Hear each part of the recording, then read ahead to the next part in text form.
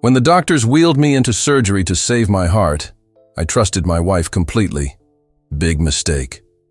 While I was unconscious on that operating table, Melody walked into our bank and stole everything. Our entire life savings. $35,000 gone. She left me with $12 and disappeared with another man. Melody thought she was so smart. She planned everything perfectly, waited until I was helpless, then took every penny we had. But in all her scheming, she forgot. One thing I owned, something she never cared about, something she thought was worthless garage junk. She had no idea that her junk was worth more than everything she stole. But will what she forgot be enough to destroy the woman who tried to destroy me? And when?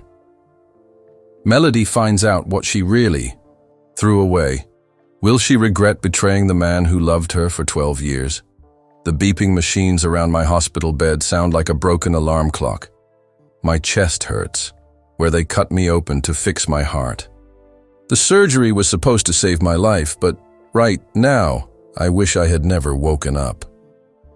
I reach for my phone with shaky hands. The screen shows 17 missed calls from First National Bank. My stomach drops. Banks don't call 17 times unless something is very wrong.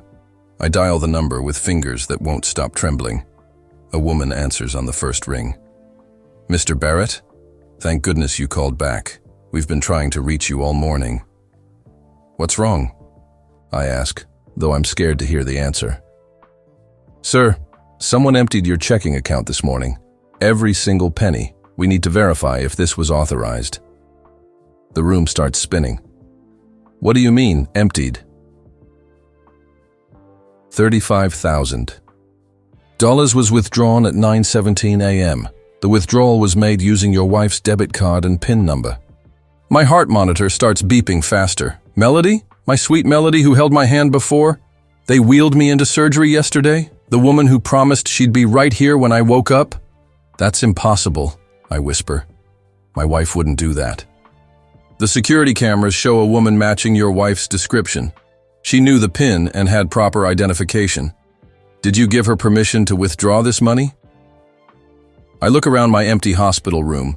Melody's chair is empty. Her purse isn't on the table where she always puts it. Her jacket isn't hanging on the back of the chair. Where is she now? I ask the banker. I don't know, sir. We just handle the financial transaction. But Mr. Barrett, this cleaned out your entire account. You have $12 left. $12. After 20 years of working construction. After saving every extra penny for our future. After building what I thought was a solid life with the woman I loved more than anything.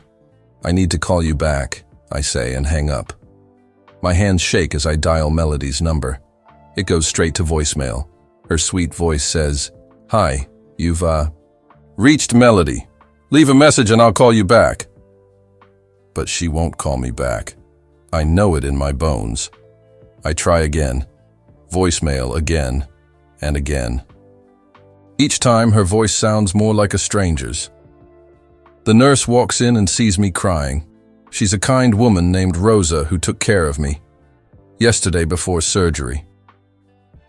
"Honey, are you in pain? I can get you something for that." I shake my head. It's not that kind of pain. Rosa checks my machines and writes something on her chart. "Your wife stepped out about 2 hours ago. Said she had errands to run. Should I try calling her?" "No," I say quickly. "Don't bother." How do you tell someone that your wife just stole your life savings while you were unconscious from heart surgery? How do you explain that the person you trusted most in the world just destroyed everything you built together? Dr. Martinez comes in with a big smile on his face. He's the surgeon who saved my life yesterday. "Ezra, you look much better today. The surgery was a complete success. Your heart is strong. Now, you should have many good years ahead of you." Many good years, alone and broke. "When can I go home?" I ask. "Tomorrow morning if everything looks good. Your recovery is ahead of schedule." Home? To what? An empty house? Bills I can't pay? A life that Melody just blew up while I was fighting to stay alive? After Dr. Martinez leaves, I stare at the ceiling and try to understand. We've been married for 12 years. Sure, we had problems like every couple. Money was tight sometimes. I worked long hours. Maybe I didn't tell her I loved her enough. But I thought we were solid. I thought when she said, for better or worse, in sickness and in health, she meant it. Yesterday morning, before they took me to surgery, she kissed my forehead. I'll be right here when you wake up, she promised. We're going to get through this together. Lies. All lies. My phone buzzes with a text message. For one crazy second, I hope it's Melody with an explanation. But it's just the hospital reminding me about my follow-up appointment next week. An appointment I can't afford now. I close my eyes and try to sleep, but my mind won't stop racing. What am I going to do? How do you start over at 43? With nothing but hospital bills and a broken heart? What I don't know yet is that Melody made one crucial mistake. She forgot about something I owned that could change everything. Something she never paid attention to. Something that might just save me from the mess she created.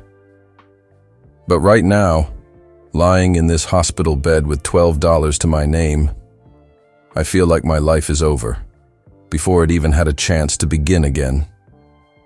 The next morning comes too fast. I barely sleep all night. Every time I close my eyes, I see Melody's face. Not the face of the woman who stole from me, but the face of the woman I married 12 years ago. The woman who laughed at my jokes and cried during sad movies. How did I get it so wrong? Rosa brings me breakfast, but I can't eat. My stomach feels like it's full of rocks. She sits down next to my bed. Honey, you look terrible. What's going on? I tell her everything, about the money, about Melody disappearing, about having nowhere to go and no way to pay my bills. Rosa listens without saying a word. That woman is evil, she finally says. Taking advantage of you while you're sick. That's the lowest thing I ever heard. I just don't understand why, I say. We weren't rich, but we were okay. We had enough. Some people are never satisfied, Rosa says. They always want more, even if it means hurting good people. Dr. Martinez comes in to discharge me. He signs papers and gives me instructions about taking care of my heart. He tells me to avoid stress and get plenty of rest. I almost laugh. Avoid stress? My wife just stole everything I own. Do you have someone to drive you home? He asks. I think about calling my brother in California, but we haven't talked in 2 years. I think about calling my old work buddy Mike, but that feels embarrassing. I'll take a taxi, I say. You sure? That's expensive. $12 expensive, but what choice do I have? The taxi driver is a nice guy named Garrett who lives in my neighborhood. When he sees my address, he gets excited. Hey, you're the guy with the classic cars, right? I live 2 streets over. I always see you working on that old Mustang in your garage. My heart jumps. The Mustang. How could I forget about the Mustang? Yeah, that's me, I say, trying to keep my voice calm. Man, that car is beautiful. You must have put years of work into it. 5 years, actually. 5 years of every weekend and most evenings. But Melody never cared about it. She said it was just an old junker that took up space in the garage. When we pull up to my house, Garrett looks confused. Looks like you're moving? I look at my house and my heart stops. The front door is wide open. Melody's car is gone. But there's a big moving truck in the driveway and 2 men are carrying my couch out the front door. What the hell? I jump out of the taxi before it stops moving. Hey! I yell at the movers. What are you doing? That's my stuff! One of them stops and pulls out a piece of paper. You Ezra Barrett? Yes. Your wife hired us to move everything to storage. She said you were getting divorced and splitting everything up. I grab the paper from his hands. It's a work order with Melody's signature. She's having them take everything. The furniture we bought together, my clothes, my tools, even my fishing gear. She can't do this, I say. Sorry, man. We just do what we're told. Take it up with your wife. I watch them load my entire life into their truck. The dining room table where we ate dinner every night. The television we saved up for 3 years to buy. The bed where we used to talk about our dreams. All of it gone. Garrett is still sitting in his taxi, watching this nightmare unfold. When the movers drive away, he gets out and walks over to me. Dude, I'm so sorry. This is messed up. I stand in my empty house and look around. The walls are bare. The floors are dusty where furniture used to sit. Even the curtains are gone. But then I remember something that makes my heart beat faster. I run to the garage and hit the button to open the door. Empty. The Mustang is gone. 5 years of work. 5 years of love and sweat and dreams. Gone. I fall to my knees on the concrete floor and start crying. Not just crying, sobbing like a little kid. Everything is gone. Everything I worked for. Everything I cared about.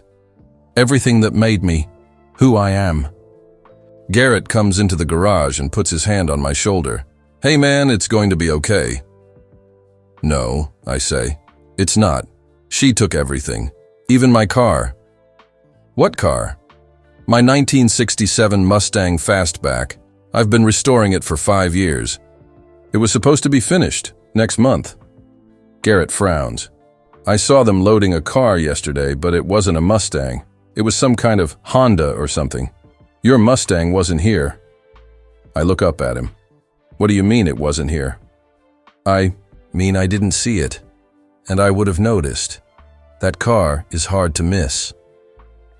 My brain starts working again. The Mustang wasn't here because I moved it 6 months ago. When I started the final paint job, I needed more space. So I rented a storage unit across town and moved the car there to work on it. A storage unit that only I know about. A storage unit that Melody has never seen. A storage unit where I keep more than just the Mustang. I wipe my eyes and stand up. For the first time since I woke up in the hospital, I feel something other than despair. I feel hope. Garrett, say, can you give me a ride somewhere? I'll pay you when I can. Where to? I need to check on something Melody forgot about. Something that might change everything. Garrett drives me across town without asking questions. I can tell he wants to know what's going on, but he's being polite. His taxi meter is running, but he doesn't seem to care about the money. Turn left here, I tell him, when we get close to the storage facility.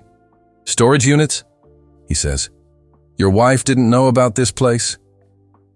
No. I paid cash for it. Never told her about it. We pull up to Secure Storage Solutions. It's a big place with hundreds of units. I've been coming here for 6 months, but it feels like a lifetime. I get out of the taxi and walk to the office. The woman behind the counter recognizes me. Mr. Barrett, haven't seen you in a few weeks. How's the car project coming? That's what I'm here to check on, I say. She hands me the key to Unit 247. You're paid up through next year, so take your time. Next year. I remember paying that bill. Melody asked where the $500 went, and I told her it was for car parts. Another little lie that might save my life now. Garrett follows me to the back of the facility. Unit 247 is in the corner, away from the main walkways. I chose it on purpose because I wanted privacy for my work. My hands shake as I put the key in the lock. What if Melody somehow found out about this place? What if she came here too? The lock clicks open. I take a deep breath and roll up the metal door. There it is. My 1967 Mustang Fastback covered by a blue tarp, exactly where I left it. Holy crap, Garrett whispers. That's beautiful. I pull off the tarp and run my hand along the hood. The paint job is perfect. Deep blue with white racing stripes, chrome bumpers that shine like mirrors, interior that looks brand new. "You did all this work yourself?" Garrett asks. "Every single piece. Took me 5 years to get it this far." But the Mustang isn't the only thing in the storage unit. Along the walls are shelves full of car parts. Engines I've rebuilt, chrome pieces I've restored, vintage wheels and tires, classic car manuals and tools. This isn't just a hobby. This is a business I've been building for years. A business Melody never understood or cared about. "Dude, this stuff must be worth a fortune," Garrett says. He's right. I've been buying old cars, fixing them up, and selling them for profit. But the best pieces, the really valuable stuff, I kept for myself. I was saving it all for retirement.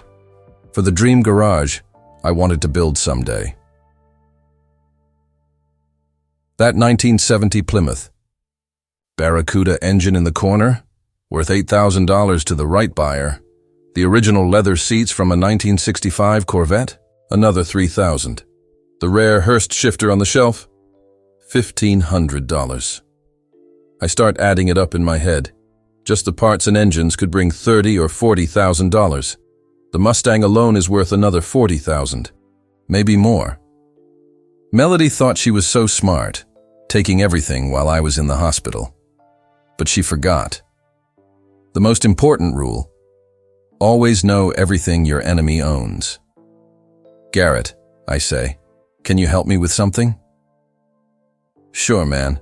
What do you need?" "I need to make some phone calls, and I need to move fast before my wife figures out this place exists.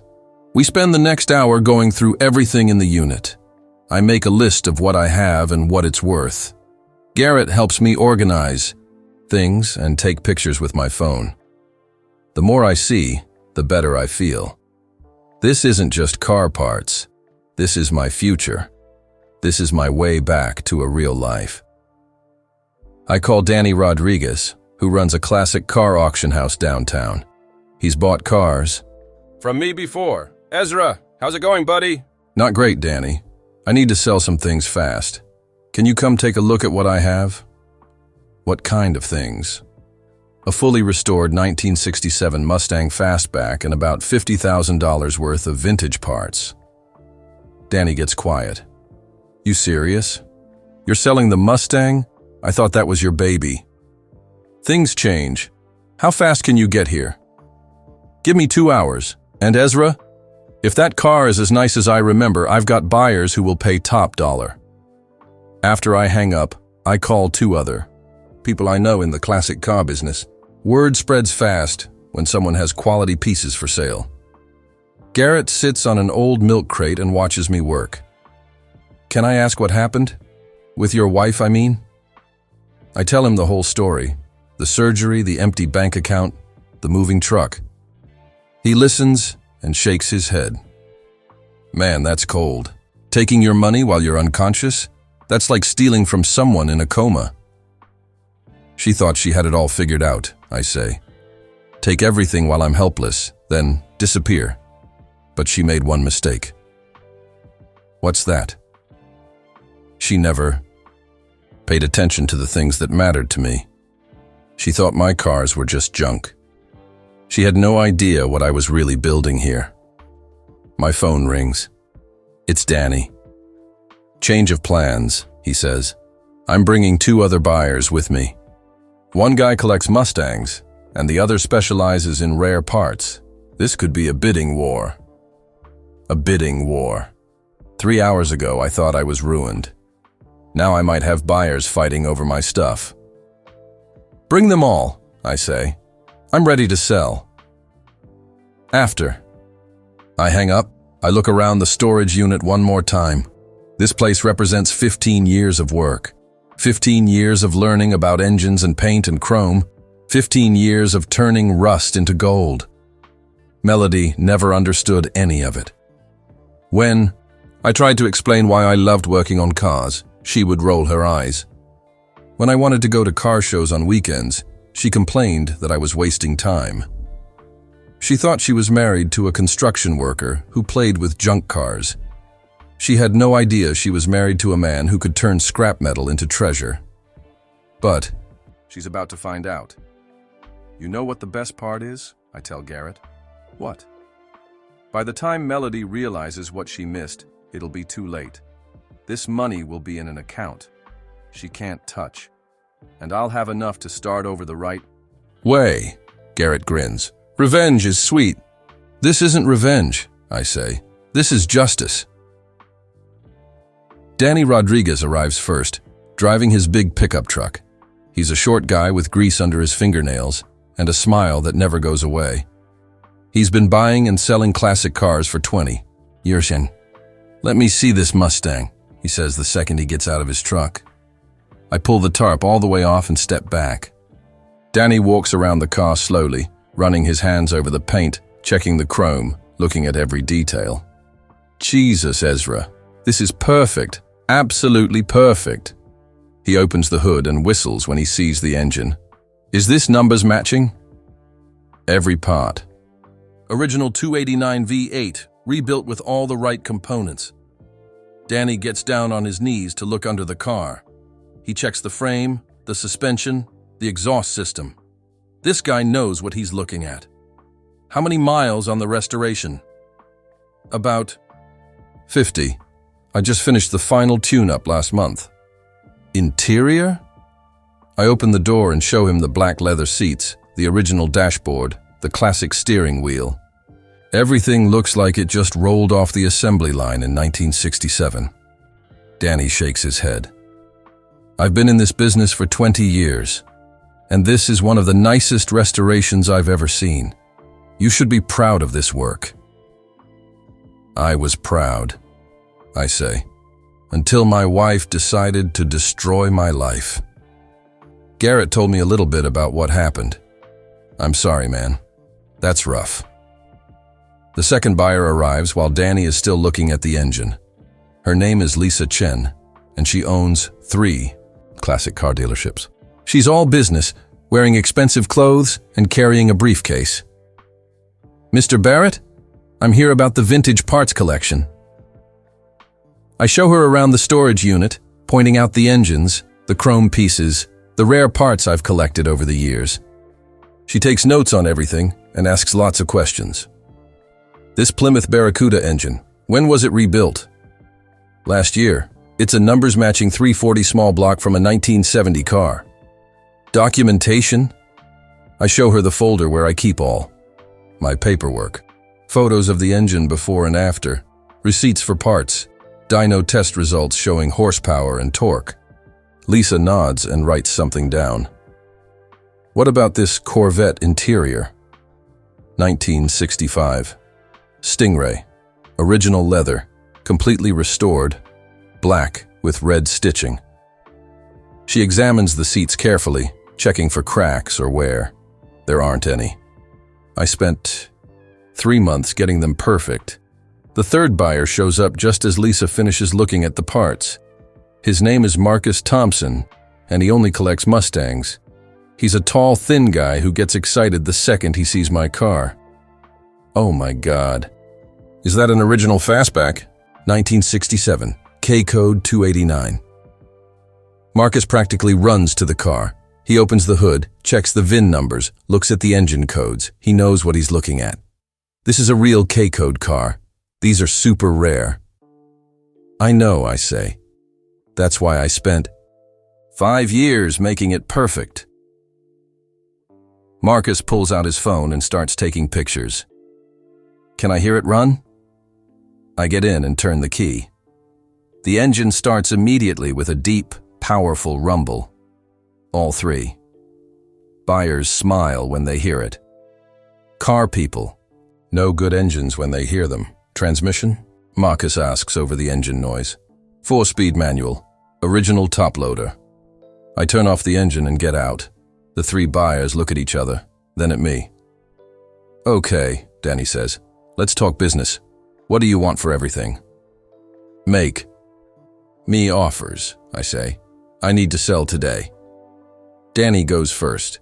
The Mustang alone is worth $45,000, maybe $50,000 to the right buyer. The parts collection is worth another $30,000. I'll give you $70,000 for everything cash, and I can transfer the money today. Lisa shakes her head. I only want the parts, but I'll pay $40,000 for them.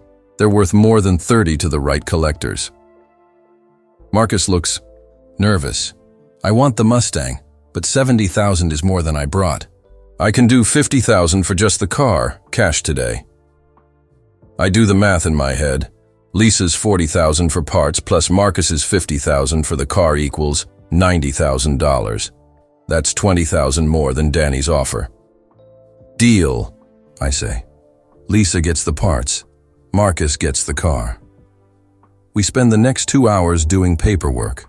Lisa and Marcus both brought cashier's checks, so the money transfers quickly. By 4 p.m., I have $90,000 in a new bank account that only I control. $90,000, more than twice what Melody stole from me. You sure about this? Marcus asks as we load the Mustang onto his trailer. This car is your masterpiece. It was my masterpiece, I say. Now it's just my ticket to a new life. After they leave, Garrett and I sit in the empty storage unit. Most of my collection is gone, but I kept a few special pieces. A rare Hurst shifter, some vintage wheels, and a small 327 engine that I'm particularly proud of. How do you feel? Garrett asks. Rich, I say, and we both laugh. But it's more than that. I feel powerful. 3 hours ago, I thought Melody had destroyed me. Now I have more money than she stole, and she has no idea. My phone buzzes with a text message. It's from my bank, confirming the deposits. $90,000 available immediately. I show Garrett the screen. Want to know the best part? What? Melody doesn't know any of this exists. She thinks she cleaned me out completely. She thinks I'm sitting in that empty house with $12, crying about what she did to me. What are you going to do now? I think about that question. What am I going to do? First, I'm going to get a hotel room and a good meal. Then I'm going to start planning my next move. I'm going to rebuild my life, I say. The right way this time. No more sharing decisions with someone who doesn't value what I value. No more compromising on what matters to me. And Melody? I smile, but it's not a nice smile. Melody is going to get a very big surprise when she finds out what she missed. Garrett drives me to a nice hotel downtown. I pay for a week in advance and tip him $100 for all his help. He's amazed by the tip, but I can afford to be generous now. In my hotel room, I order room service and think about my next steps. I have money now, but I want more than money. I want Melody to know that she didn't destroy me. I want her to understand that she underestimated the man she married. But first, I need to find out where she went and what she's doing with my stolen money. And I know exactly how to do that. I pick up my phone and start making calls. The car business has connections everywhere, and word travels fast. If Melody is spending money on a new life somewhere, someone will know about it. Time to turn the tables on the woman who thought she was so smart. Time to show her what happens when you mess with someone who knows how to rebuild broken things into something better than they were before. The hotel room feels like a palace compared to sleeping on an air mattress in my empty house. I order a steak dinner from room service and eat it while planning my next moves. For the first time in days, I feel like myself again. My phone rings around 8 p.m. It's Danny Rodriguez. Ezra, I've been thinking about our deal today. I might have made a mistake letting you sell to those other buyers. Why's that? Because I just got a call from a collector in Texas, guy named William Morrison. He's been looking for a car exactly like your Mustang for 15 years. He would have paid twice what Marcus paid. My heart skips a beat. How much twice? He offered me $100,000 just to find him the right car. When I told him about yours, he got excited. Real excited. $100,000. I sold the car for $50,000, which means I left $50,000 on the table. But then I remember something. Danny, did you tell him the car was already sold? Yeah, but here's the thing. Marcus bought it as an investment, not because he loves it.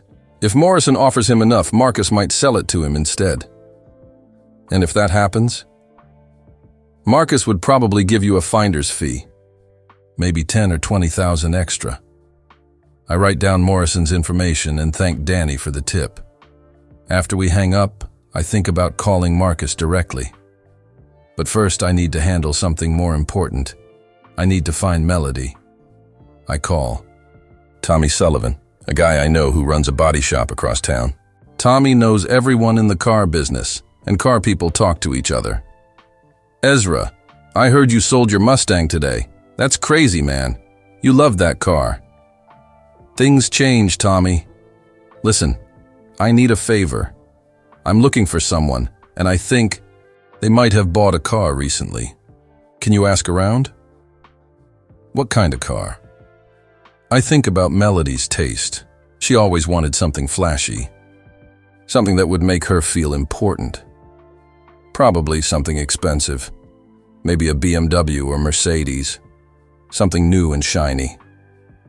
I'll make some calls. What's this about? I tell Tommy the short version of what happened. He gets angry on my behalf. She cleaned out your account while you were in surgery? That's messed up, brother. Can you help me find her? Give me until tomorrow. If she bought a car anywhere in this state, I'll find out about it. After Tommy hangs up, I call my old friend Marcus, not the Mustang buyer, but Marcus Williams, a lawyer who helped me with some legal stuff years ago. Ezra, how are you feeling? I heard about your surgery. Better now, but I need some legal advice about my marriage. I explain the situation. Marcus listens carefully and asks good questions. The thing is, he says, since you have joint accounts, what she did probably isn't legally theft. It's morally wrong, but not criminal. What if she's spending the money on another man? Still, not criminal. Stupid, but not criminal.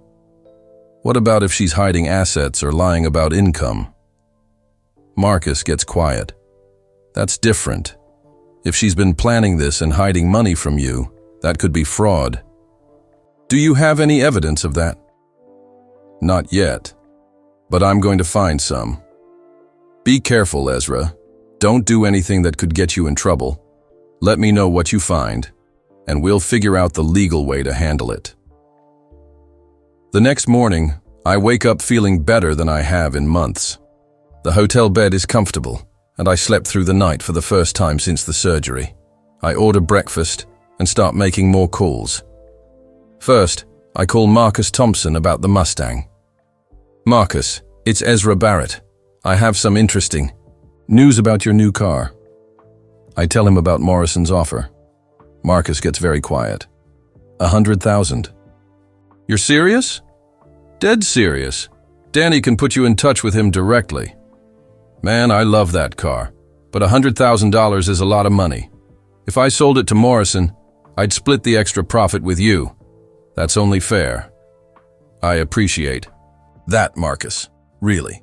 If this works out, I could make another $25,000 on a car I sold yesterday. Sometimes being honest and treating people right pays off in unexpected ways. Tommy calls around noon with news. Found her, he says. Your wife bought a car 3 days ago, 2024 BMW X5, loaded with every option, cost $62,000. My blood pressure spikes. $62,000, almost twice what she stole from me. Where did she buy it? Luxury Motors. In Phoenix. Paid cash for the whole thing. Phoenix. That's 8 hours away.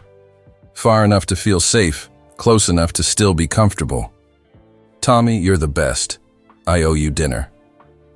Just take care of yourself, brother. And if you need help dealing with that woman, let me know. After Tommy hangs up, I sit on the hotel bed and think. Melody spent $62,000 on a car using money she stole from me. Money I earned working construction for 20 years. Money I saved for our future together. She's not just a cheater and a thief. She's living high while she thinks I'm suffering. But I'm not suffering anymore. I'm planning. I call a private investigator I found online. His name is Rodriguez. Different Rodriguez from the car guy. And he specializes in finding hidden assets in divorce cases. Mr. Barrett, I've been doing this for 15 years. If your wife is hiding money or living somewhere she shouldn't. B. I'll find out about it. How long will it take? Give me a week. I'll need her full name, social security number, and any other information you have about her. I give him everything I know about Melody. Her maiden name, her social security number, her mother's address, even her favorite restaurants. This is a good start, Rodriguez says. I'll call you when I have something. That afternoon, Marcus Thompson calls back with amazing news. Morrison wants the car. He's offering $110,000, and he wants to meet you. Meet me? Why? He wants to hear about the restoration. He's not just buying a car. He's buying the story of how you brought it back to life. We arranged to meet. Morrison in Dallas next week. If this goes through, I'll make another $30,000 on top of what I already have. By evening, I'm feeling like a different person than the man who woke up in the hospital 3 days ago. That man thought his life was over. This man is building something new. I order another room service dinner and count my blessings. I have $90,000 in the bank. I might make another $30,000 next week. And I have professionals working to find out exactly what Melody has been doing with my money. But the best part isn't the money. The best part is that I'm not a victim anymore. I'm someone who fights back. Someone who knows that the best revenge isn't getting mad, it's getting even, and I'm just getting started. 3 days later, I'm eating breakfast in the hotel restaurant when Rodriguez calls. His voice sounds different, more serious than before. Mr. Barrett, I need to meet with you in person. What I found is bigger than we thought. My heart starts racing. What kind of bigger? The kind that could send your wife to prison. Can you come to my office this morning? I take a taxi to Rodriguez's office downtown. It's a small place with old furniture and filing cabinets everywhere. Rodriguez is a thin man with gray hair and tired eyes. He looks like someone who's seen too much bad behavior. Sit down, he says. You're going to need to. He opens a thick folder and spreads papers across his desk. Bank statements, credit reports, and photographs. Your wife has been very busy, he says, and very stupid. What do you mean? First, the good news for you. She didn't just steal $35,000. She's been stealing from you for 3 years. He shows me bank statements from an account I've never seen before, an account in Melody's name only. She's been moving small amounts from your joint account into this private account. $20 here, $50 there. Amounts so small you wouldn't notice them missing. I look at the numbers. Over 3 years, it adds up to almost $15,000. So she stole $50,000 total? That's just the beginning. Look at this. Rodriguez shows me credit card statements from cards I didn't know existed. Cards in Melody's name, with my information as a co-signer. She's been using your credit to fund a lifestyle you knew nothing about. Expensive restaurants, hotel rooms, weekend trips, all charged to cards that you're legally responsible for. My stomach drops. How much? $22,000 in credit card debt, all of it spent in the last year. On what? Rodriguez pulls out more papers. Restaurant receipts from places I've never heard of. Hotel bills from romantic weekend getaways. Charges for jewelry and clothes that cost more than I make in a month. She's been courting someone, Mr. Barrett, someone she was very serious about impressing. You mean she's been cheating on me for a year? Longer than that. Look at this. He shows me a marriage certificate. My blood runs cold when I read it. Melody Barrett married Vincent Cole in Las Vegas 6 months ago. I can't breathe. 6 months ago, but we're still married. Exactly. Your wife is a bigamist. She's married to 2 men at the same time, which is a felony in every state.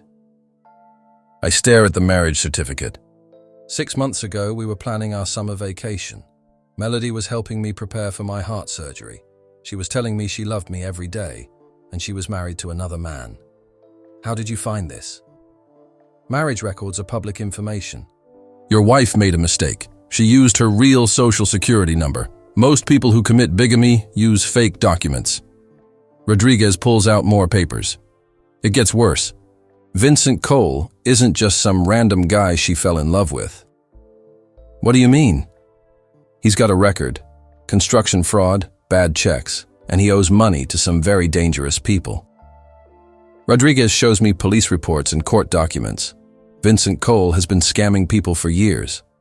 Taking money for construction jobs he never finishes, writing checks on closed accounts, living off other people's money. Your wife didn't just find a boyfriend, Rodriguez says.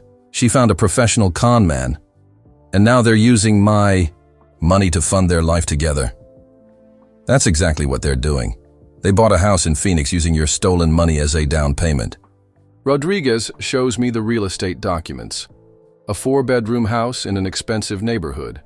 Purchase price, $420,000. Down payment, $50,000. My $50,000. But wait, there's more, Rodriguez says, like he's some kind of twisted game show host. He pulls out surveillance photos, pictures of Melody and Vincent together, shopping for furniture, eating at expensive restaurants, looking happy and carefree while I was recovering from surgery. They think they're so smart, Rodriguez says. But they made mistakes. Big mistakes. What kind of mistakes? Vincent Cole is still married too. His wife, Susan, lives in Denver with their 2 kids. She hired me 6 months ago to find her missing husband. My head is spinning. So Vincent is married to 2 women. 3, actually. There's a 3rd wife in California who doesn't know about the other 2. This is insane. Melody thought she was running away with her Prince Charming, but Vincent is an even bigger liar than she is. Does Susan know about Melody? Not yet, but she's going to, and when she finds out, things are going to get very interesting. Rodriguez leans back in his chair. Here's what I think happened. Vincent targeted your wife on purpose. He researches married women who have access to money. He charms them, convinces them to leave their husbands, and then uses their money to pay his debts. How do you know all this? Because I've been tracking him for 2 years. He's done this before, at least 4 times that I know of. I feel sick. Melody didn't just betray me for love. She betrayed me for a man who was using her just like she used me. What happens now? I ask. Now we have choices. We can call the police and have them both arrested for bigamy and fraud. We can sue for return of the money, or we can be smart about this. What do you mean, smart? Rodriguez smiles, but it's not a nice smile. I mean, we use what we know to get everything back, plus damages. Your wife and her boyfriend think they're in control, but they just handed us all the evidence we need to destroy them. How? Bigamy is a felony. Using your money under false pretenses is fraud. Vincent's pattern of targeting married women could be conspiracy charges. They're looking at serious prison time. And if they don't want to go to prison, then they negotiate. They give back everything they stole, they pay for your pain and suffering, and they disappear from your life forever. I think about this. Part of me wants them to go to prison. They deserve it. But another part of me just wants my money back and my life back. What do you recommend? I recommend we give them a chance to do the right thing first. Then, if they don't take it, we destroy them legally. Rodriguez starts packing up the papers. There's one more thing you should know. What now? Vincent owes money to some very dangerous people, the kind of people who break legs when they don't get paid. If they find him before we do, prison might be the safest place for him. I leave Rodriguez's office feeling like I've been hit by a truck. Everything I thought I knew about my marriage was wrong. Everything I thought I knew about my wife was a lie. But I also feel something else. I feel powerful. For the first time since this started, I'm not the victim. I have information they don't know I have. I have money they don't know exists. And I have evidence that could send them both to prison. Time to turn the tables on the people who thought they were so much smarter than me. The first thing I do is call Marcus Williams, my lawyer friend. I need to understand my legal options before I make any moves. Ezra, this is incredible, he says after I tell him everything Rodriguez found. Bigamy, fraud, identity theft. Your wife has committed serious felonies. What's my best option? Honestly, you hold all the cards now. They don't know you found them. They don't know about your car money. And they definitely don't know about the evidence Rodriguez collected. So what do I do? You could file criminal charges and sue them in civil court. Or you could use this information as leverage to get everything back without going through years of legal battles. I think about this. Going to court means lawyers, fees, and years of fighting. Using leverage means I could get my money back quickly and move on with my life. I want to confront them, I say, face to face. I want them to know they didn't destroy me. That's risky, Ezra. These people are criminals. I'll be careful. But I need to see their faces when they realize how badly they messed up. After I hang up with Marcus, I call Rodriguez back. I want to meet Vincent's real wife, I say. Susan in Denver. She deserves to know the truth. I was hoping you'd say that. Susan is a good person who's been lied to for months. She thinks her husband is working construction in Arizona. Rodriguez arranges a video call for that afternoon. Susan Cole appears on my laptop screen, and I can see why Vincent married her. She's pretty in a natural way with kind eyes and a warm smile, but she looks tired, like she's been worrying for a long time. Mr. Barrett? Rodriguez told me you have information about my husband. I do, and I'm afraid it's not good news. I tell Susan everything, about Melody, about the stolen money, about the bigamy. She listens, without interrupting, and I watch her face change, from confusion to hurt to anger. Vincent told me he was expanding the business, she says quietly. He said he'd be gone for 6 months, maybe a year. He sends money every month, but not as much as usual. That money probably came from my bank account, I tell her. Susan starts crying. We have 2 children. They keep asking when Daddy is coming home. I keep telling them soon, but I was starting to worry something happened to him. Something did happen. He met my wife. We talk for over an hour. Susan is nothing like Melody. She's genuine and caring. She works as a nurse and volunteers at her kids' school. She's the kind of woman who deserves better than Vincent. I want to confront him, Susan says.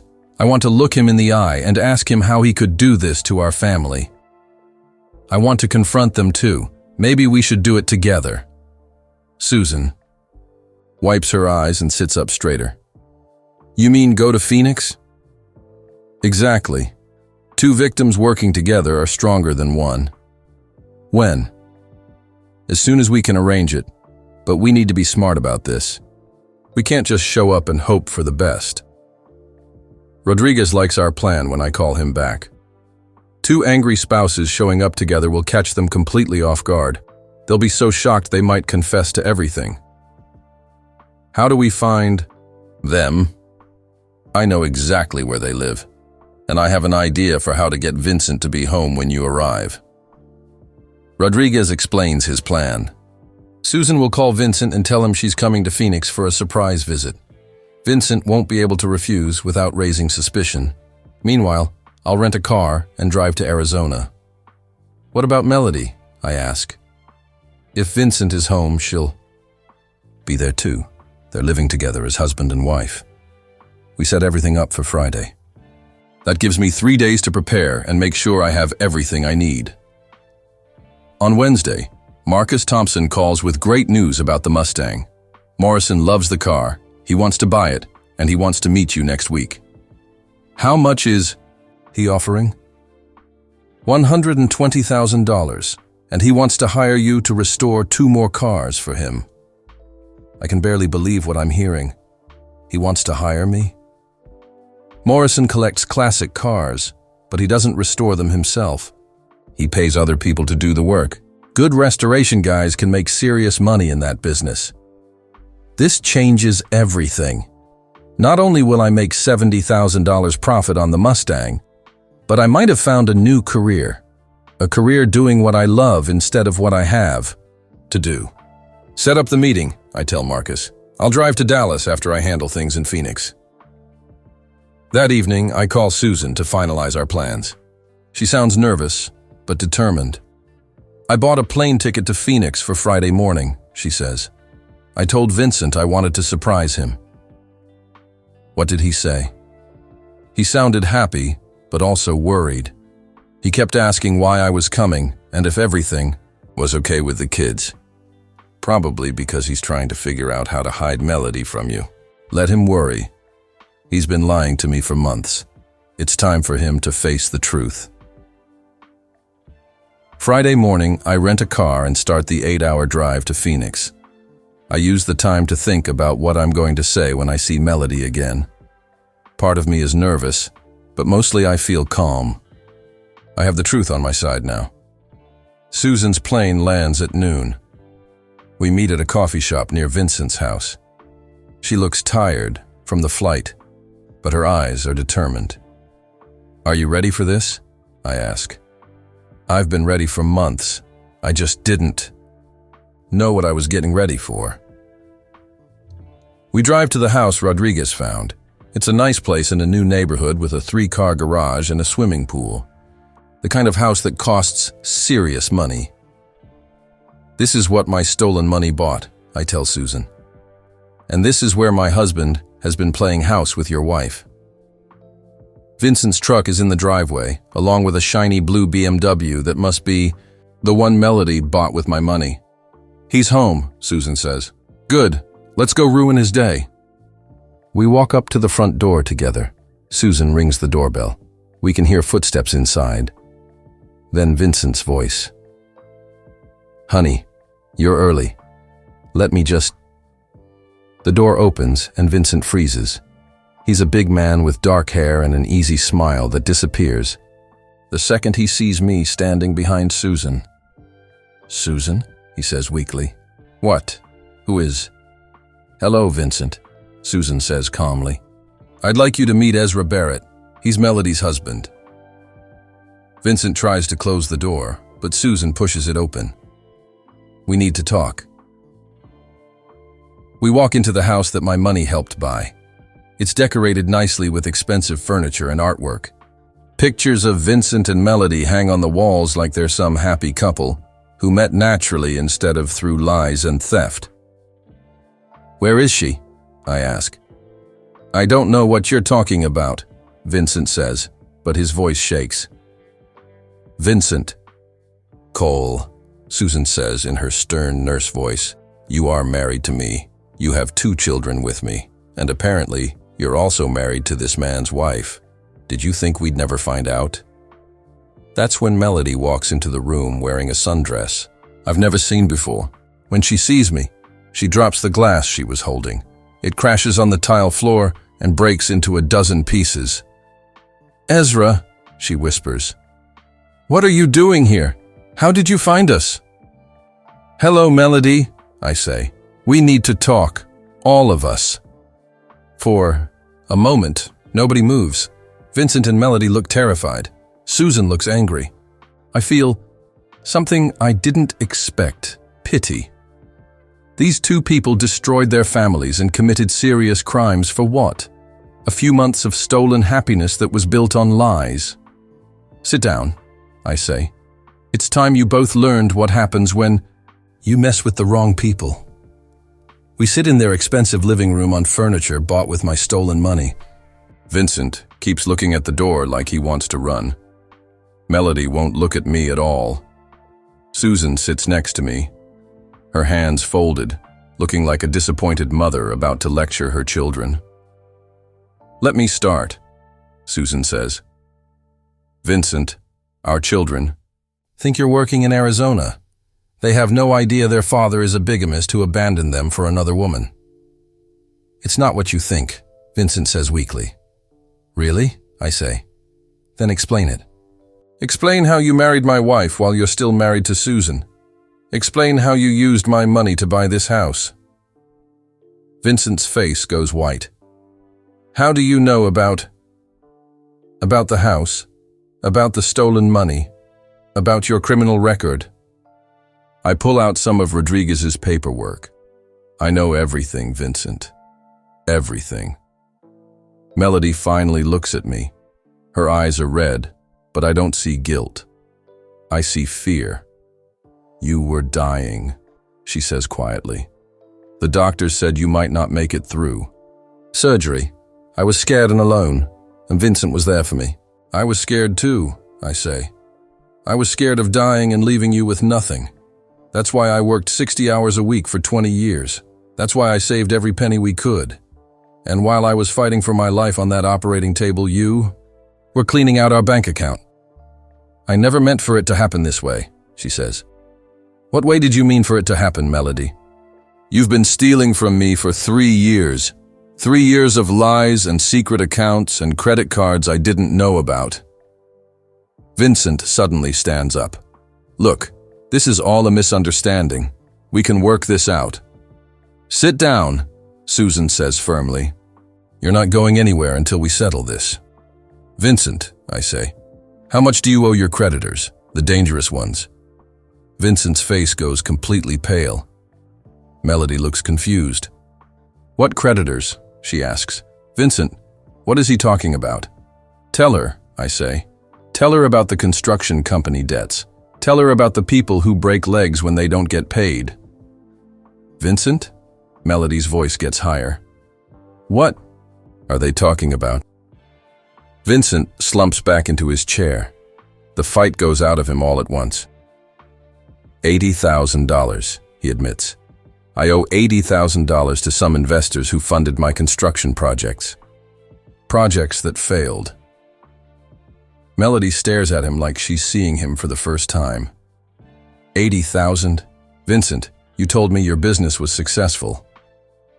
"It was successful," he says desperately. "But the housing market crashed, and I couldn't finish the jobs. The investors want their money back with interest." "So you married Melody for her money," Susan says. "Our marriage meant nothing to you. Her marriage meant nothing to you. You just needed cash to pay your debts." "That's not true," Vincent says, but he won't look at any of us. "I love Melody." "You love my money," I say.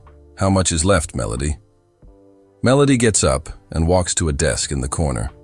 She opens a drawer and pulls out a bank statement. Her hands shake as she reads it. $3,000, she whispers. "There's only $3,000 left."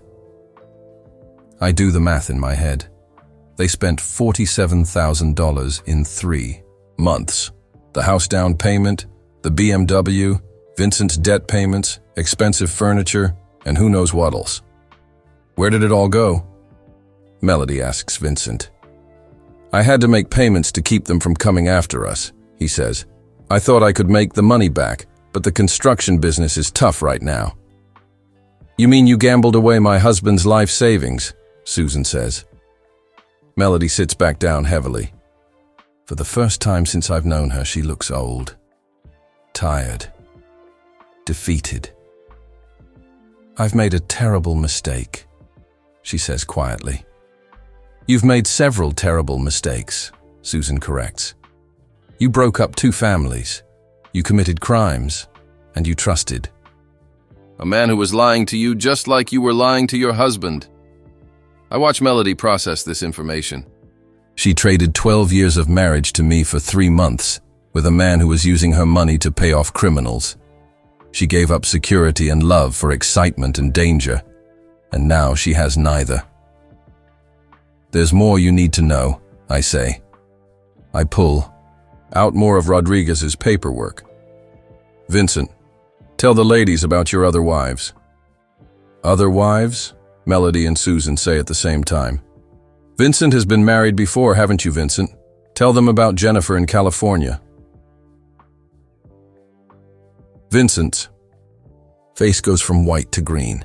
How do I know? Because I hired a real private investigator, not some amateur who gets caught stealing money from sick people. I show them Rodriguez's report. Vincent Cole has been married to 3 different women in the last 5 years. He marries them, uses their money to pay his debts, then disappears when the money runs out. You're not special, Melody, I say, and I know it's cruel, but she needs to hear it. You're just his latest victim. He's done this before, and he'll do it again. Melody starts crying, not the pretty crying she used to do when she wanted sympathy. This is ugly, broken crying. I gave up everything for you, she says to Vincent. I destroyed my marriage, stole from my husband, committed crimes. For you. Melody, I can explain. Explain what? That you're a professional con man? That everything you told me was a lie? Susan reaches over and takes my hand. They deserve each other, she says quietly. No, I say. You deserve better than Vincent, and I deserved better than Melody. But they got exactly what they deserved, each other. Vincent tries one more. Time to take control. Look, we all made mistakes here, but we can fix this. We can pay back the money, get divorces, start over clean. With what money? I ask. You spent it all, and even if you had it, you think I'd just forget about the 3 years of lies, the theft, the bigamy? What do you want from us? Melody asks. I pull out my phone. I want justice. Who are you calling? Vincent asks, panic in his voice. The Phoenix Police Department. I'm reporting a bigamy case and grand theft. Wait, Vincent jumps up. Please, if you call the police, we'll go to prison. Yes, I say, you will. But what about the money? If we're in prison, you'll never get it back. I don't need your money anymore, I say. I have my own money now. Melody looks confused. What money? For the first time since this nightmare started, I smile. A real, genuine smile. The money from selling my classic car collection. The collection you never paid attention to. The collection you thought was just junk taking up space in our garage. Your cars aren't worth anything, Melody says. My 1967 Mustang Fastback sold for $50,000 last week. The parts and engines I've been collecting for 15 years brought another $40,000. And next week, I'm selling the Mustang to a collector in Texas for $120,000. The room goes completely quiet. Melody's mouth falls open. That's impossible, she whispers. I have over $100,000 in my own bank account, Melody. More than 3 times what you stole from me. Money you can't touch. Money you didn't even know existed. Vincent and Melody look at each other, then at me, then at Susan. The reality is sinking in. They destroyed their lives for money that I didn't even need. So you see, I say, dialing 911, I don't need your money back. What I need is justice. The phone rings once before someone answers. 911, what's your emergency? I need to report bigamy and fraud, I say into the phone. I'm at 2847 Desert View Drive in Phoenix with 2 people who have committed multiple felonies. Vincent jumps up and tries to grab my phone. Hang up, please! I pull away from him. The suspects are Vincent Cole and Melody Barrett. They're both here, now, and I have documentation of their crimes. Sir, are you in immediate danger? The dispatcher asks. No, but the suspects might try to flee when they realize the police are coming. Units are on the way. Please stay on the line. Vincent is pacing around the room like a caged animal. You don't understand. If I go to prison, those people I owe money to will kill me. You should have thought about that before you decided to become a criminal, Susan says, coldly. Melody is still sitting on the couch, staring at nothing. $100,000, she mumbles. You had $100,000. I have $100,000, I correct her. Money I earned through honest work. Money. You can't steal because you never bothered to learn what I was really doing. I don't understand, she says. Those cars were just junk. You spent every weekend in that garage messing with rusty metal. That rusty metal was worth more than everything in this house combined. But you never cared enough to find out. The truth is finally hitting her. She didn't just steal my money and destroy our marriage. She threw away a fortune because she was too selfish to pay attention to the man she married. How long? She asks quietly. How long what? How long were you building that collection? 15 years. Since the second year we were married. Every weekend, every evening after work, every vacation day I didn't spend with you. I was building our future. Our future? I was going to surprise you on our 15th anniversary. Show you everything I'd built. Tell you we could retire early because of the money I'd made restoring cars. We could travel, buy a nice house, do all the things you said you wanted. Melody starts crying again. You were going to give it all. To me. To us. It was supposed to be for both of us. Susan shakes her head.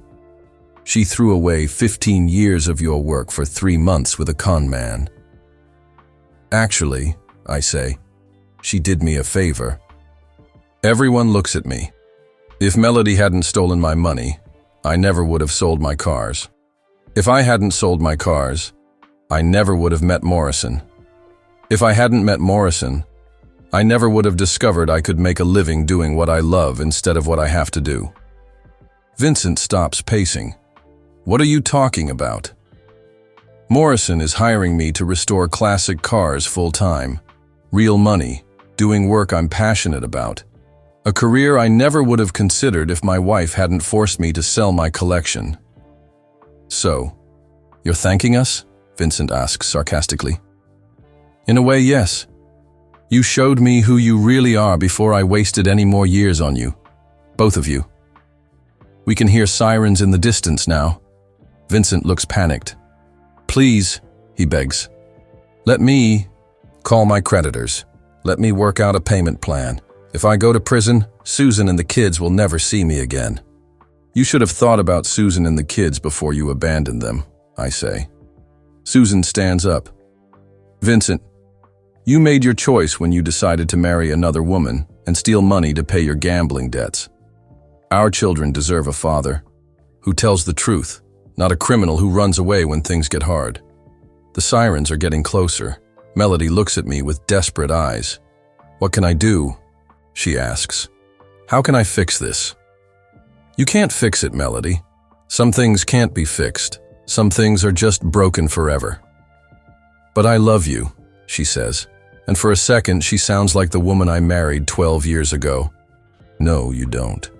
You love the idea of security. You love having someone take care of you. But you don't love me. If you loved me, you wouldn't have spent 3 years planning to betray me. I never planned. 3 years of secret accounts.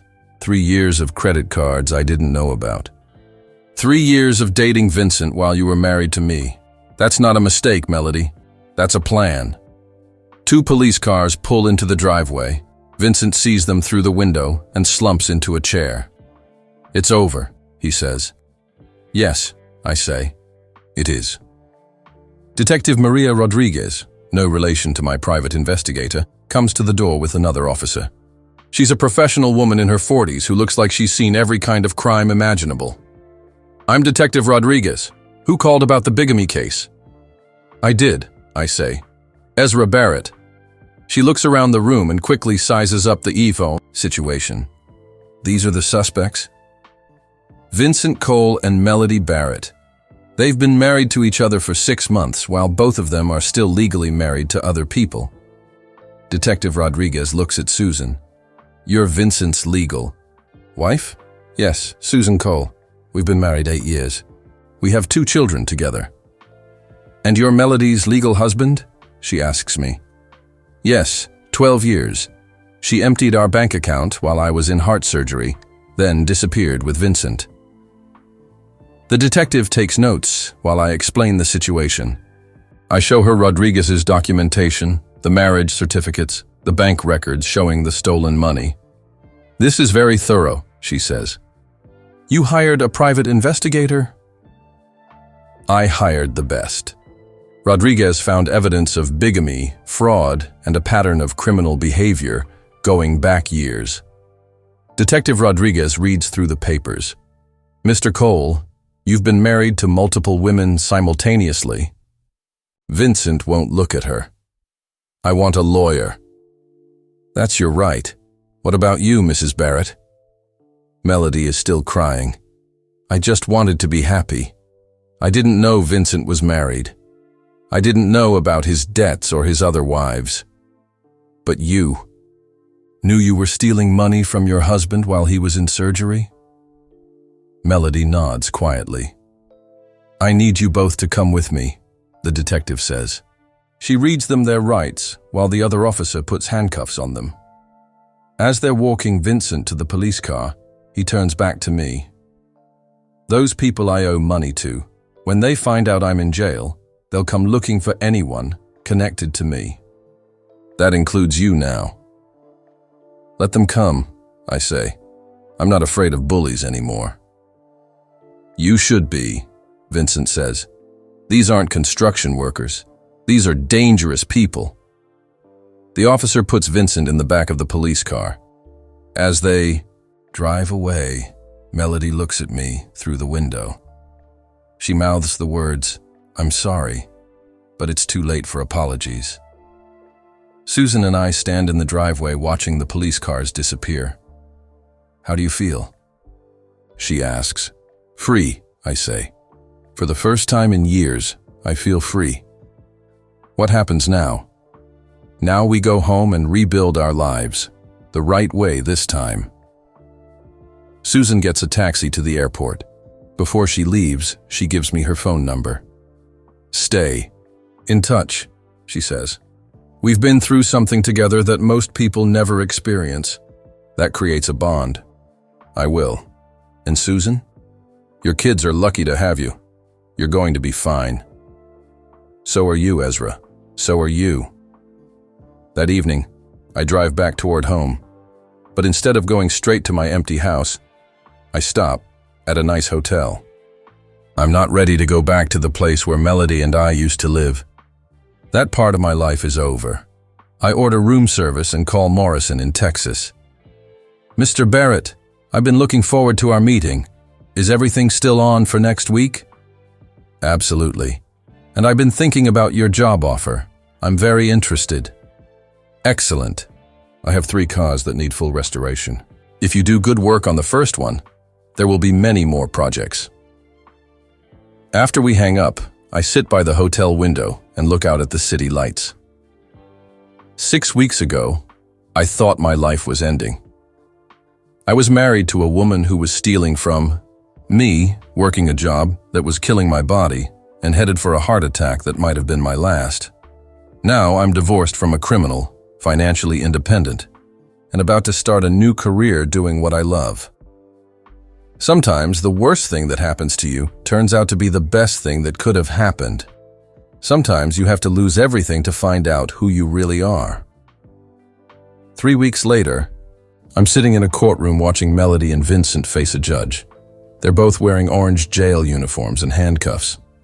They look smaller somehow, like the weight of their crimes has shrunk them.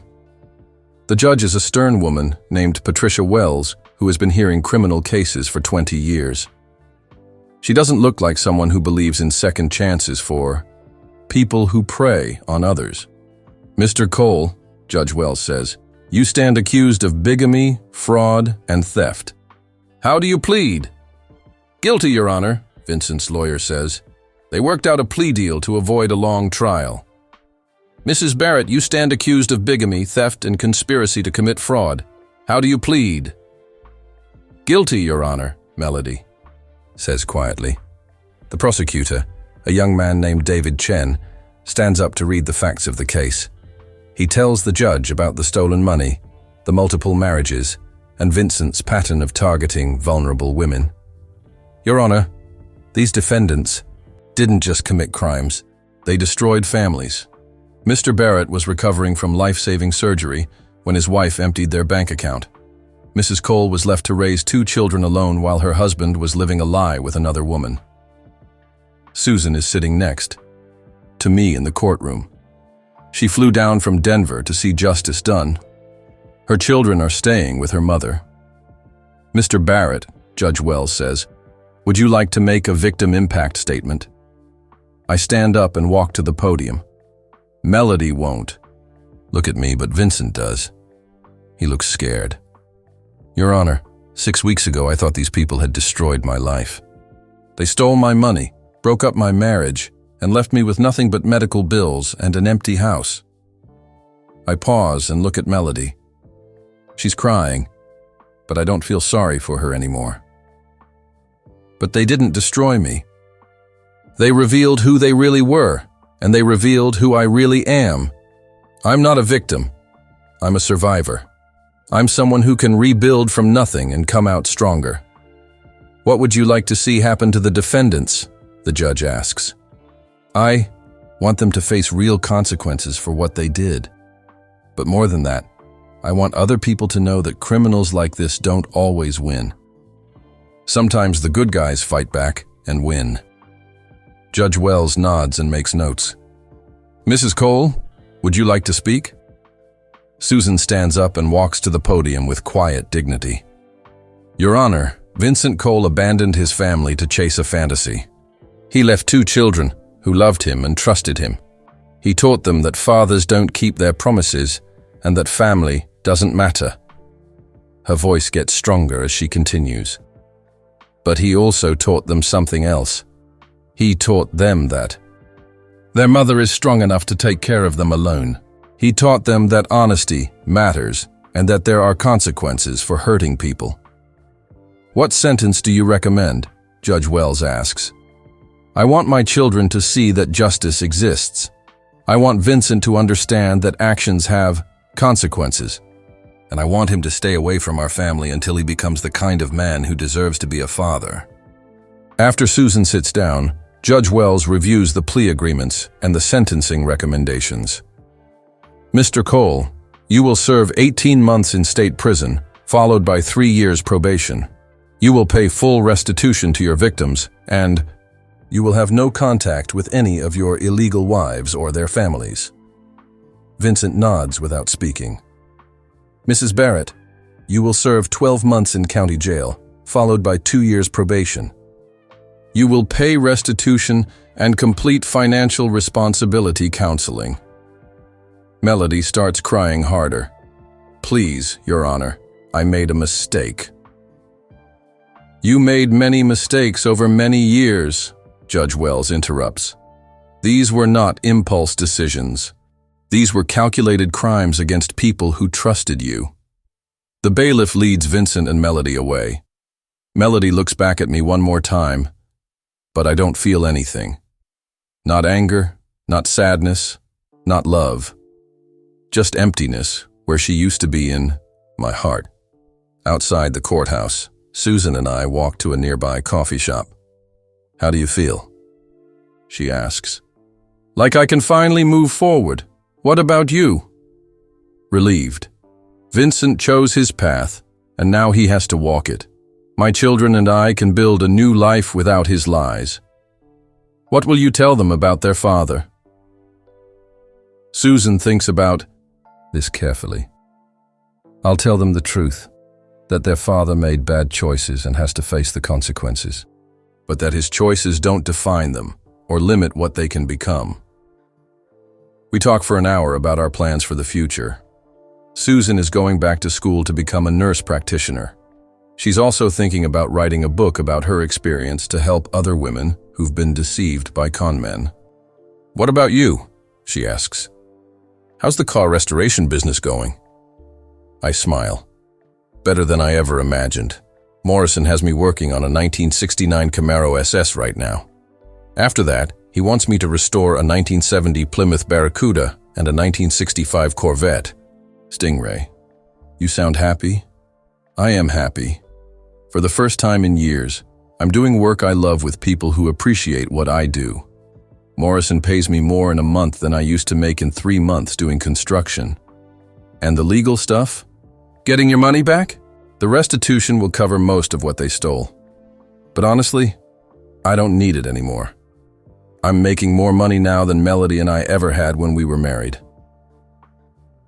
Before Susan leaves for the airport, she gives me a hug. Thank you, she says. For what? For showing me that good men still exist. For proving that not everyone lies and cheats and steals. For reminding me that I deserve better. We both deserve better. And now, we have the chance to find it. That evening, I drive to my new apartment across town. I decided not to go back to the house where Melody and I lived.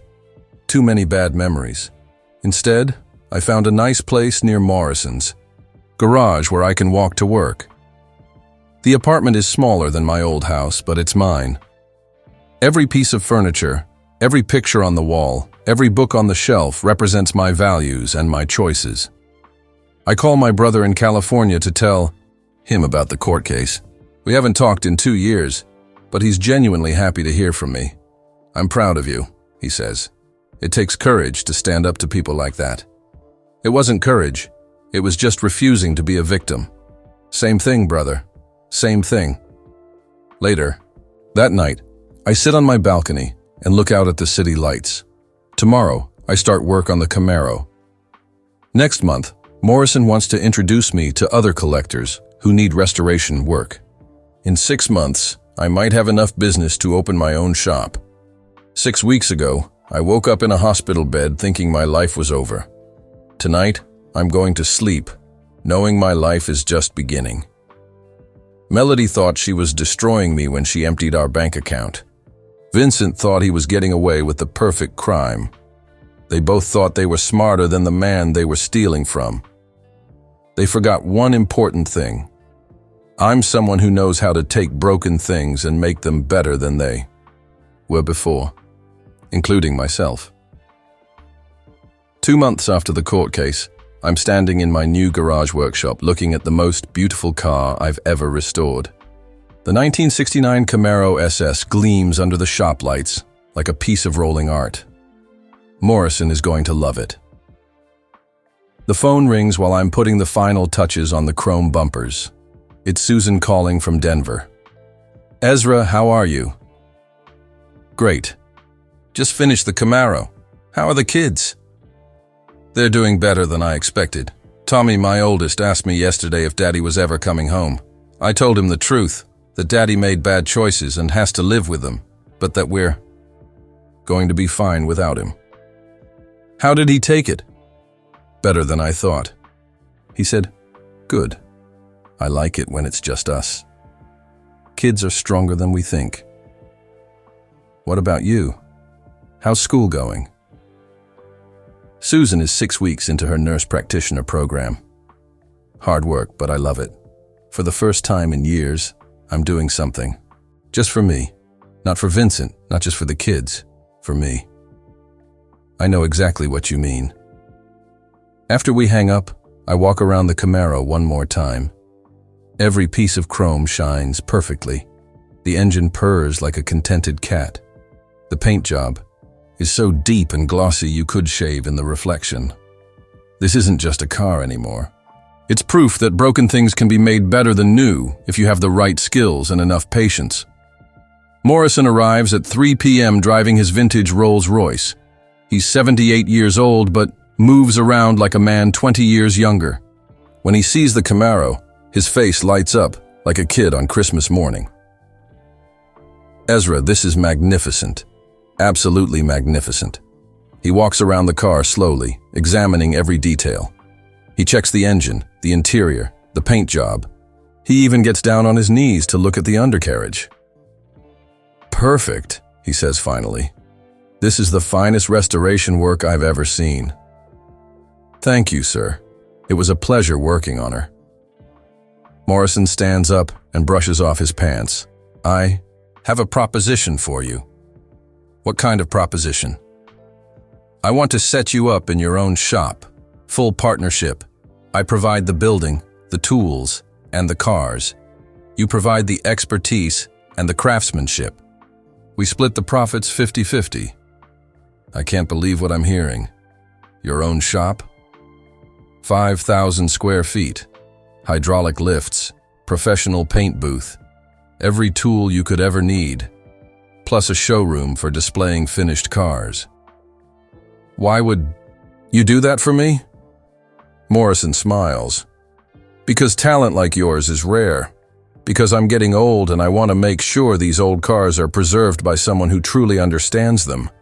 And because I like you, Ezra, you're an honest man in a world full of liars. I think about Vincent and Melody sitting in their jail cells. They threw away everything good in their lives chasing quick money and cheap thrills. Meanwhile, I'm being offered the opportunity of a lifetime because I chose to do honest work and treat people with respect. When would we start? I ask. Next month. I already found the perfect building. It used to be a Chevrolet dealership in the 1960s. Classic cars belong in classic buildings. We shake hands on the deal. Morrison writes me a check for the Camaro, $130,000. More money than I used to make in 3 years doing construction. Oh, one more thing, Morrison says. I want you to hire an assistant, someone young who can learn the trade from a master, keep the knowledge alive for the next generation. After Morrison leaves, I sit in my garage and try to process what just happened. 6 months ago, I was a construction worker married to a woman who was stealing from me. Tonight, I'm a business owner with more money than I've ever had and a future brighter than I ever imagined. My phone buzzes with a text message. It's from Rodriguez, my private investigator. Thought you'd want to know. Vincent's creditors found out he's in prison. They're not happy, but they've moved on to other targets. You're safe. I text back. Thanks for everything. You changed my life. You changed your own life. I just gave you the information. That evening, I drive to my old neighborhood. I want to see the house where Melody and I used to live. It's been sold to a young couple with 2 small children. I can see toys in the yard and bicycles on the porch. The house looks happy again, like it's ready for a family that will actually appreciate what they have. I don't feel sad looking at it. I don't feel angry or regretful. I feel grateful. Grateful that Melody showed me who she really was before I wasted any more years on her. Grateful that I discovered my true calling. Grateful that I learned I'm stronger than I thought. On the way back to my apartment, I stop at a small diner where Melody and I used to eat sometimes. The waitress recognizes me. Hey, Ezra, how are you? Haven't seen you in months. I'm great, Martha. Better than I've been in years. Where's your wife? We got divorced. She's in jail for theft and fraud. Martha's eyes get wide. Oh my goodness. I'm so sorry. Don't be sorry. It's the best thing that ever happened to me. I order my favorite meal, meatloaf and mashed potatoes, and eat it slowly while thinking about my future. Tomorrow I'll start looking for that young assistant Morrison wants me to hire. Someone who loves cars and wants to learn a trade that will never go out of style. Maybe someone like I was 20 years ago. Someone who needs a chance to discover what they're really capable of. When I get home, I call my brother in California. David, it's Ezra. I have some news. Good news or bad news? The best news possible. I'm opening my own classic car restoration shop. Full partnership with a millionaire collector. More money than I ever dreamed of making. Ezra, that's incredible. I'm so proud of you. You know what the funny part is? What? None of this would have happened if Melody hadn't betrayed me. Her stealing my money forced me to sell my cars, which led me to Morrison, which led to this opportunity. So you're thanking her? I laugh. In a way, yes. She thought she was destroying me, but she actually set me free. Free to discover who I really am and what I'm really capable of. That night, I fall asleep thinking about the young person I'm going to hire. Someone who thinks they're stuck in a dead-end life, just like I thought I was. Someone who deserves a chance to learn that broken things can be made beautiful again. Someone who needs to learn what I learned, that sometimes the worst thing that happens to you is actually the best thing in disguise. Sometimes you have to lose everything to find out that you're capable of everything. And that's how my wife's betrayal became the greatest gift of my life. Sometimes we have to lose everything to discover who we really are and what we're truly capable of building. I'd love to know where you're listening from right now. Drop a comment below and tell me your city or country. It always amazes me how these stories connect people from all around the world. If this story touched your heart or gave you hope that justice really does exist, please hit that like button. Your support means everything and helps spread these stories of resilience and triumph to others who might need to hear them. And don't forget to subscribe to our channel. We're building a community of people who believe in kindness, justice, and the power of never giving up. Every subscription helps us reach more people with stories that inspire and uplift. There's another incredible story waiting for you right now. Click on the video appearing on your screen. You won't want to miss what happens next. Thank you for listening, and remember, no matter how dark things seem, your comeback story might be just around the corner.